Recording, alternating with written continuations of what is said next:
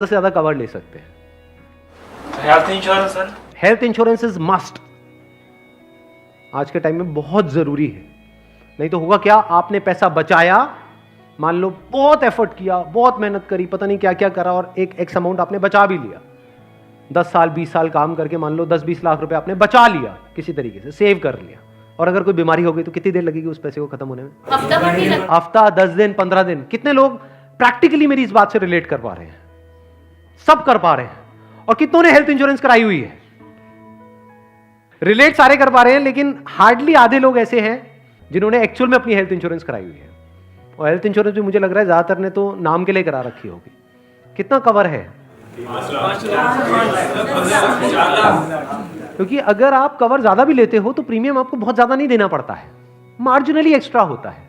उसमें आपकी पूरी फैमिली कवर हो जाती है, मतलब आप, आपकी वाइफ, आपके बच्चे सारे कवर हो जाते हैं।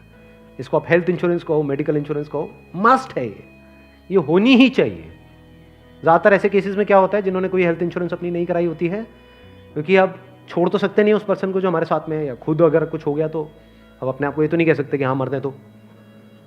तो ऐसे में क्या होता है, एक तो सेविंग्स आपकी खत्म होती है बड़ी तेजी से, दूसरा क्या खत्म होता है, और क्या होता है, लोन लेना पड़ेगा, उधार लेना पड़ेगा। उस उधार को चुकाने का मतलब क्या है कि आप कभी जिंदगी में दोबारा सेव कर ही नहीं सकते। समझ रहे हो ये प्रॉब्लम कितनी बड़ी है और कितनी कॉम्प्लिकेटेड है ये, कि मतलब जिंदगी में कभी आप पैसा जोड़ ही नहीं पाओगे, क्योंकि जो कमाओगे अब वो सारा उधार चुकाने में लगता रहेगा। या तो आप लोन लोगे बैंक से, या अपने किसी दोस्तों से, यहां से वहां से, जिससे भी लोगे। अगर नहीं दोगे उनको वापस तो दोस्ती खराब करोगे।